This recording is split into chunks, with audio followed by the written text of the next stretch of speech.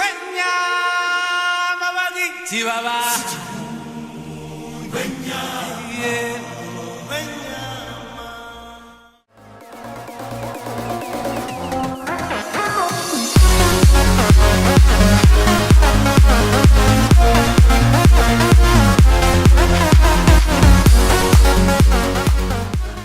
guys, I'm Jess and welcome back to another Nerdstache. Stash? Stash. This week we are reviewing Black Panther.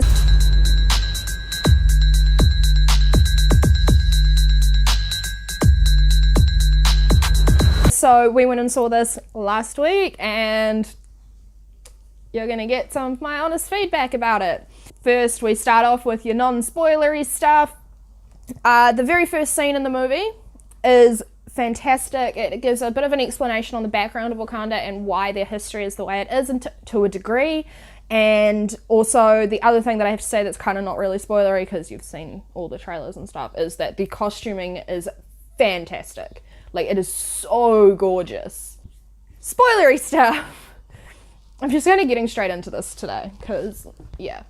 As per usual, I have this on my phone because I'm a terrible person who likes to have their phone in the movie theatre. I'm just going to start with the first note that I have on my phone, which is, why are y'all splitting up? You're black, you should know better than that. This is how horror movies start. So you have T'Challa taking on a convoy, I guess, at the start of the movie. I'm the only one who's seen it and made it out alive.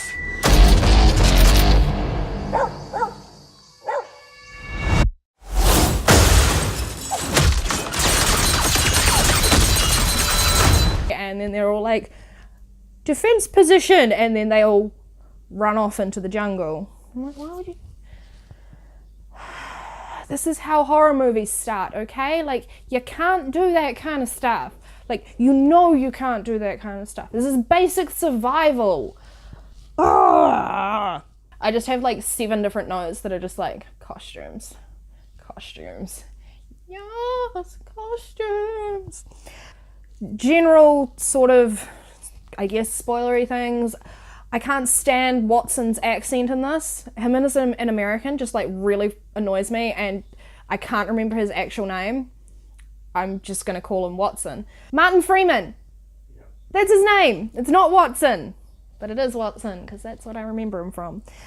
Yeah, his American accent just annoys the crap out of me. I hate it so much. It's so like, I don't know, I can't think of a word for it. The Stan Lee cameo is fantastic as far as Stan Lee cameos go. Very seedy, very wonderful, etc, etc. One of my main issues that I had with the action sequences in it is the fact that I understand that it is based on a comic book universe, but my main issue was the fact that we've had fantastical. We've had gods, we've had super soldiers, we've had people flying around in tin suits. The entire universe is just fantastic. But I felt like the fight scenes and like the chase scenes were quite overdone, in the sense that it was a little too much, if that makes sense. So it was very, yeah, I don't know, overdone is the best way I can put to think it. I've literally just got a note and it's just like, I get it, this is fantastic, but this is just getting beyond reality. Like, that's not how cars work. Okay, so my other question that I had was, I wanted to know if the director or the producer or the writer or whoever the hell it was has a foot fetish, because there was a lot of shots of feet in there and I am uncomfortable with it. Feet are unattractive. That is why we have shoes to cover them up, because that is nasty. Like, just her on the pedal, and then they're like, what are those? And it's like, he's wearing traditional sandals. Like, oh my god, you're so funny. This joke was so funny 4 years ago. Stop it. Things I did like about the movie, other than the costuming, which was absolutely gorgeous, I really loved the parallels between T'Challa's father, and his brother. So there was like a street clothes and he had the gold necklace on, and then you have, of course, the Black Panther with the gold tooth necklace.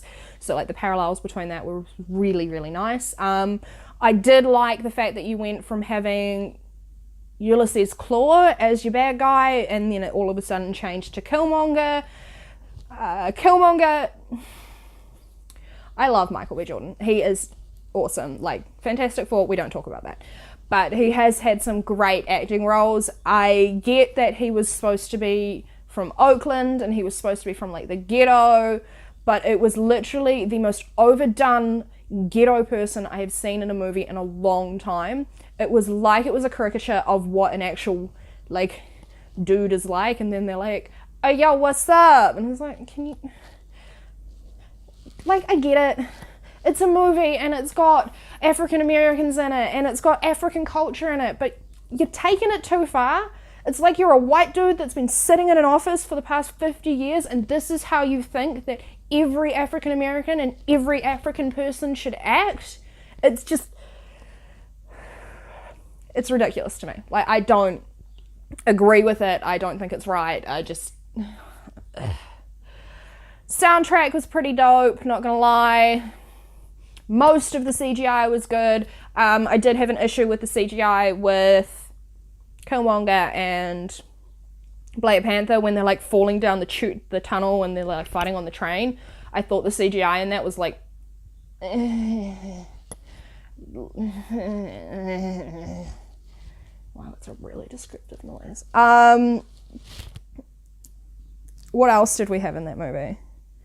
There was a whole lot of like tradition seeped throughout the movie, so a lot of it was about like what Wakandan traditions are and how they elect their rulers basically, and going forward from that. One of the things I got really annoyed with, and I felt like it was a massive plot hole, is at the end of the movie, or towards the end of the movie, you've got Black Panther coming back from the dead. So T'Challa's there, and then you've got Killmonger, who's the current king. And their entire succession line is based around challenges to the throne. So if you beat them in combat, you have to make them give in, basically, or you have to kill them. He wasn't dead, and he didn't give in. So therefore, the technicality of it is he is not the king. He has not won the right to be on the throne. The battle still continues. So why the hell did all of a sudden this dude who used to be Black Panther's best mate turn around and try and attack him? Because that's getting in the way of actual tradition. So for a dude who's really big on tradition, that didn't make sense. Their entire people is based around tradition. And then you've got the Dora Milaje, who are literally translated into the beloved ones, who people don't touch, getting the shit kicked out of them by other people in the tribes. Like, these women came from the tribes to come up and protect the king. It is their job. They are loyal to the throne. They do not get the shit kicked out of them by other people within the whole Wakandan nation. That is just so weird. Also, there's a rhino with armor and I just keep yelling and I don't think I can stop.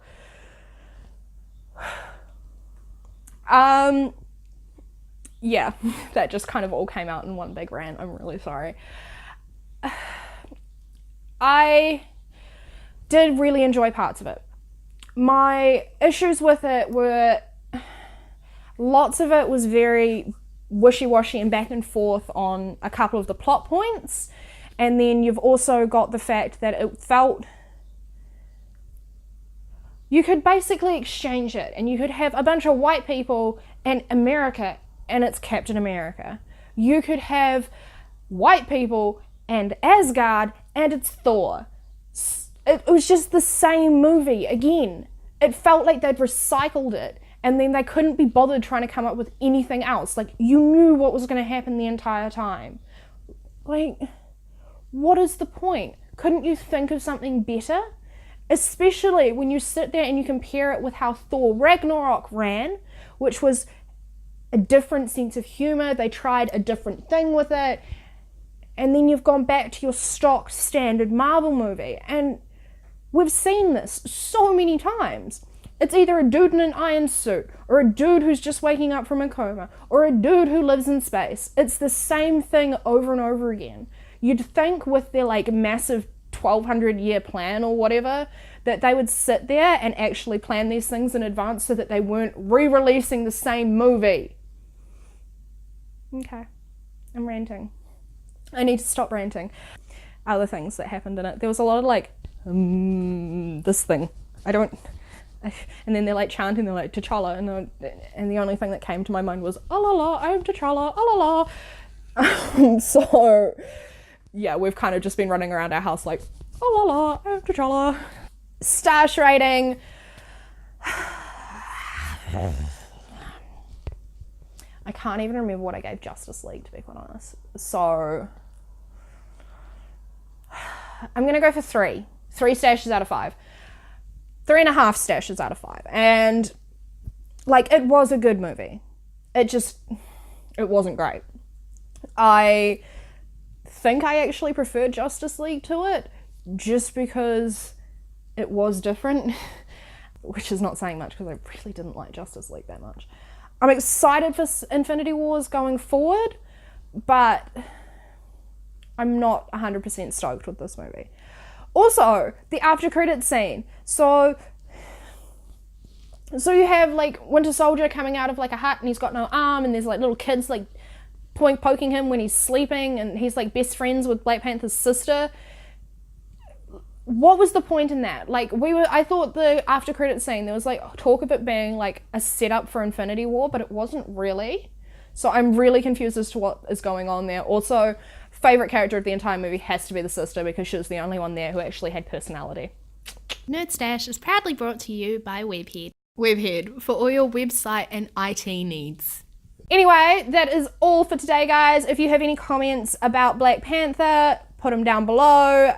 Don't forget to like and subscribe, and I will see you next week.